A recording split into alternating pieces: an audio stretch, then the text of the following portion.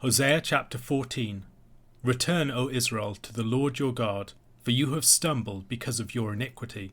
Take with you words, and return to the Lord. Say to him, Take away all iniquity, accept what is good, and we will pay with bulls the vows of our lips. Assyria shall not save us. We will not ride on horses, and we will say no more, Our God, to the work of our hands. In you the orphan finds mercy. I will heal their apostasy. I will love them freely, for my anger has turned from them. I will be like the dew to Israel. He shall blossom like the lily. He shall take root like the trees of Lebanon. His shoot shall spread out. His beauty shall be like the olive, and his fragrance like Lebanon. They shall return and dwell beneath my shadow. They shall flourish like the grain. They shall blossom like the vine. Their fame shall be like the wine of Lebanon. O Ephraim, what have I to do with idols? It is I who answer and look after you.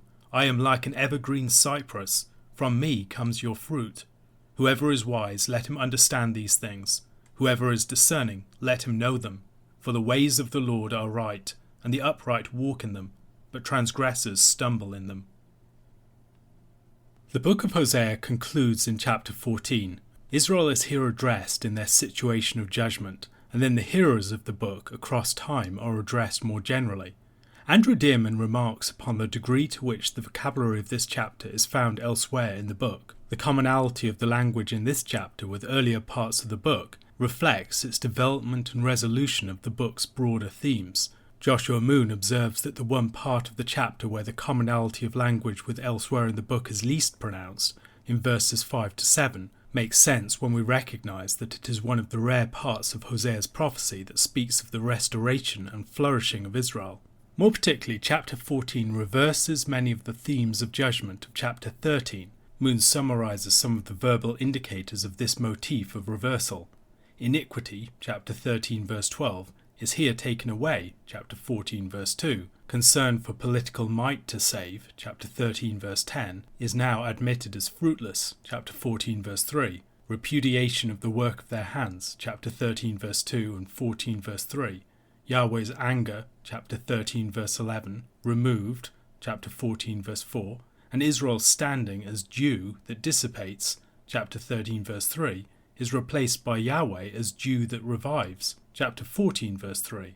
In short, the central prophetic message of Hosea stands in front of us as the last thing in our ears as the book comes to a perfectly fitting conclusion. The chapter opens with an invitation to return to the Lord and a description of how Israel might go about it. This is not the first time that Israel was presented with a call to return in the book. Earlier in chapter 6 verses 1 to 3, Come, let us return to the Lord, for he has torn us that he may heal us. He has struck us down, and he will bind us up. After 2 days he will revive us. On the third day he will raise us up, that we may live before him. Let us know, let us press on to know the Lord. His going out as sure as the dawn. He will come to us as the showers, as the spring rains that water the earth. Perhaps the most astonishing thing is that after all that Israel has done, after all of Israel's betrayal, infidelity and iniquity, at the very time that it is in free fall, having stumbled over the precipice, descending headlong into the abyss of exile, it is still offered a path of return to the Lord. Even as the nation is lowered into its grave, the people are not altogether forsaken. The prophecy of Hosea began with the prophetic sign of taking a wife of whoredom and having children of whoredom. That prophetic act ended with Hosea in chapter 3 taking Gomer back to himself. In verses 4 and 5 of that chapter, the prophetic sign act was explained as follows.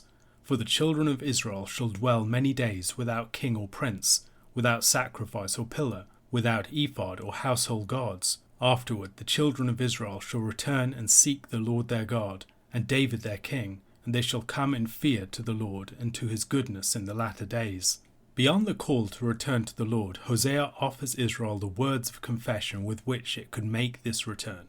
At the heart of Israel's failure was its misplaced trust, the trust that it placed in its various lovers, the Baals, foreign powers, and even their own kings, rather than trusting in the Lord their God as their divine husband. Israel needed to confess its fault, the insufficiency of Assyria to save, and trust only in the Lord. The Lord alone should have been their source of confidence and security. They must be cleansed by him, and then perform true worship to him. After so many statements of judgment in the book, and the terrible sentence that the nation was now suffering, the word of the Lord in verses 4 to 7 is a word of restoration and healing. The Lord would repair what was broken. He would restore them from their apostasy. Like the glory of the sunshine coming after a terrible storm, they would be bathed anew in his love. His anger has abated. As Mayer Gruber observes, there is a stark contrast between the way that Israel is described after its restoration and the way it is described earlier in the book. In chapter 9 verse 16, Ephraim is stricken, their root is dried up, they shall bear no fruit. In chapter 13 verse 15, though he may flourish among his brothers, the east wind, the wind of the Lord, shall come, rising from the wilderness, and his fountain shall dry up, his spring shall be parched. In chapter 6 verse 4 and chapter 13 verse 3, the imagery of Jew was used of Ephraim. In both cases it was the short-lasting character of the Jew that was focused upon. Ephraim's love is like the short-lasting Jew in chapter 6 verse 4.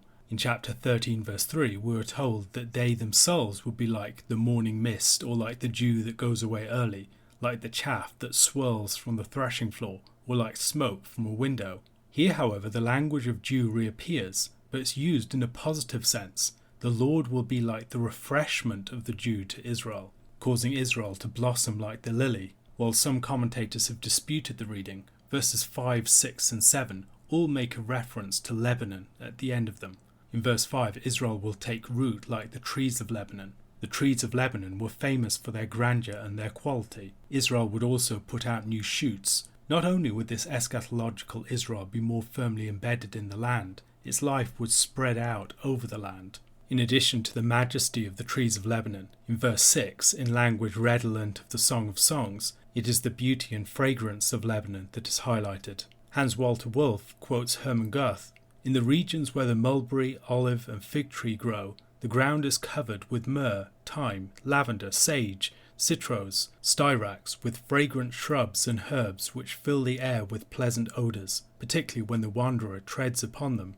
The language here then is language not just of strength and security, but also of delight and beauty. Commentators are divided on verse 7. Should we understand the opening statement here to refer to a return and dwelling under the Lord's shadow, or under Israel's shadow, considering the way elsewhere we have imagery similar to this used, with great trees representing kings and their rule, offering shade for those who take rest beneath them? It would not be entirely surprising if this were a reference to people coming under the shade of Israel's restored boughs. In addition to its new security and fragrance and beauty, Israel would enjoy great fertility and fame. The fertility is described with reference to the grain and the vine, and their fame is associated with the wine of Lebanon. Somewhat ironically, this is the only reference that we have in Scripture to this wine of Lebanon. The lesson that Israel was to learn from all of this was that its security, its provision, and its fruit all came not from idols, but from its divine husband, the Lord. As the book concludes, the hearer is more directly addressed. The words of the prophets are not just for their most immediate hearers and times. As Brother Charles has argued, to some extent the words of the prophets are abstracted from their historical contexts. The word of the prophet Hosea does not cease to be relevant or to speak with urgency into people's situations after the northern kingdom of Israel has collapsed. Rather, its words can still address the modern hearer who meditates upon them and learns wisdom by them. A question to consider.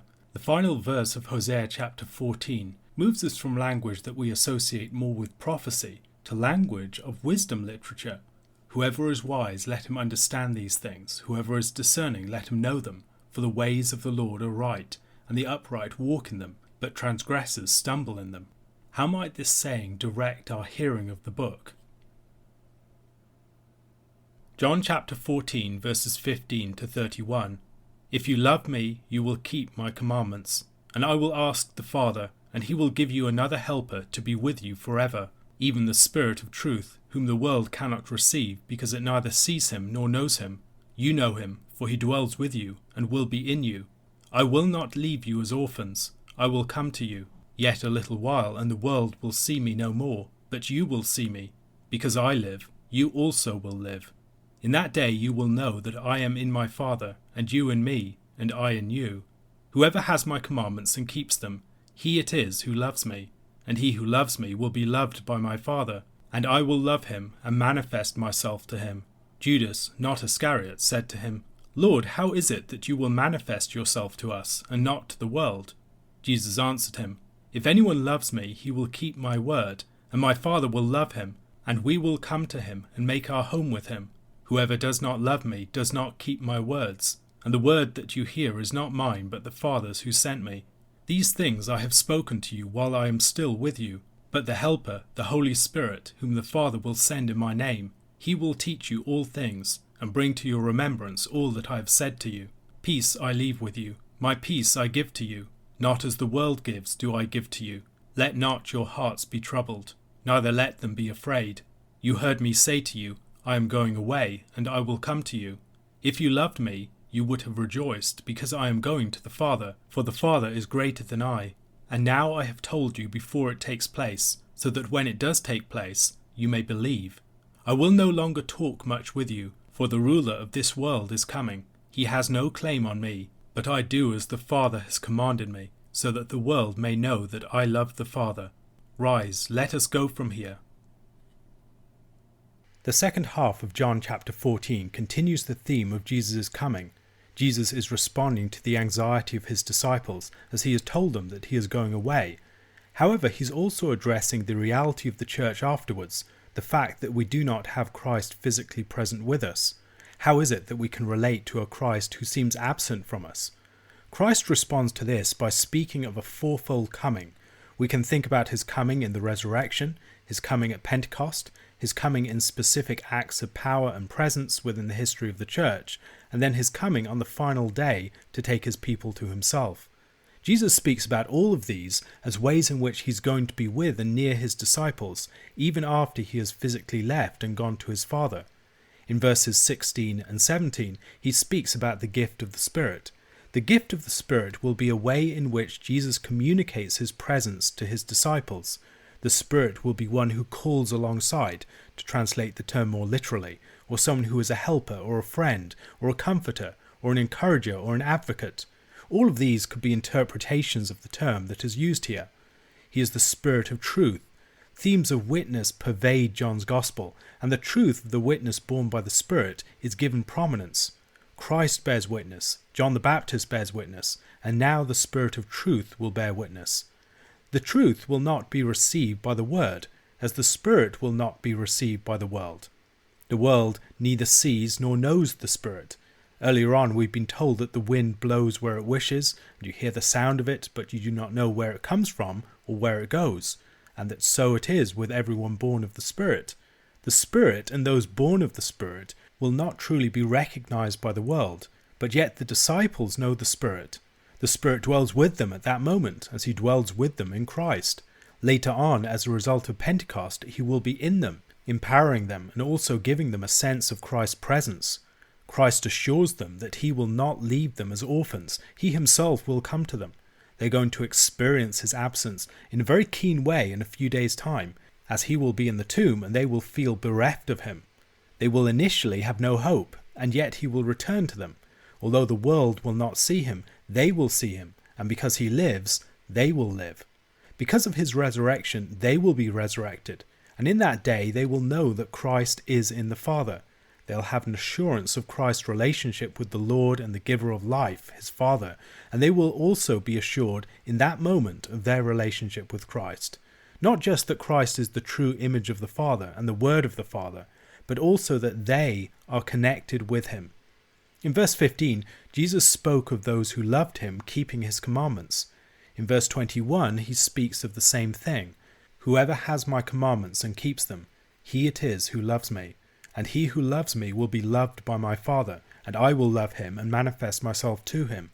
This connection between love and keeping the commandments of Christ is an important one, which John especially explores in his first epistle.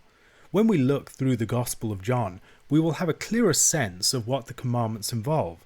First of all, Christ commands his disciples to receive and believe what he gives them, and then he calls them to love one another. The keeping of the commandments then refers to these two things, to believing in him and to loving each other. As they believe and receive Christ and love each other, it will be a manifestation of the fact that they love Christ. In John's first epistle, John talks at great length about how we know that we know Christ as we keep his commandments. Judas, not Iscariot, asked Christ how it would be that he would manifest himself to his disciples, but not to the world. And in his answer, Jesus teaches that he and his Father will come to the one that loves him and keeps his word, and that it will be in that person that this presence is particularly known. Jesus has already spoken about the Spirit being given to the disciples as a whole, but here there seems to be more of an individual emphasis. When the Spirit comes, whom the Father will send in Christ's name, he will teach the disciples all things that they need to know, so that they will be made aware of everything that they need to know. This may be a reference primarily to the apostles, rather than to disciples in general. The apostles will spread their inspired teachings to the rest of the church, so that the church is built upon the foundation of the apostles and prophets. At the conclusion of this chapter, Jesus returns to the theme with which he began it. At the beginning, he told his disciples not to let their hearts be troubled, and now he gives them his peace and assures them once again that their hearts should not be troubled, that they should not be afraid. He is assuring them that he is going away, but that he will return to them in these various ways. If they love him, they will rejoice because he's going to his Father, and his Father will give him all authority and will send the Spirit in his name. Consequently, it is much better for them and for him that he goes. He tells them these things before they take place, so that when they do take place, they will not be afraid, but also so that they will have proof of his words, in order that they might believe. As if interrupting a conversation to look at a clock, to be reminded of an imminent appointment, Jesus tells his disciples that he cannot talk much longer with them, because the ruler of this world is coming. Satan, however, has no claim upon Christ. Christ does as the Father has commanded him, and so Satan has no purchase upon him. Satan can't ultimately defeat him. He can't hold on to him. And as Christ does what the Father has commanded, the world will know that he loves the Father. This is the example that we should follow, as we do what Christ has commanded, so that it will be known to all that we love him. A question to consider. Why is it a benefit for the church that Christ leaves after the resurrection?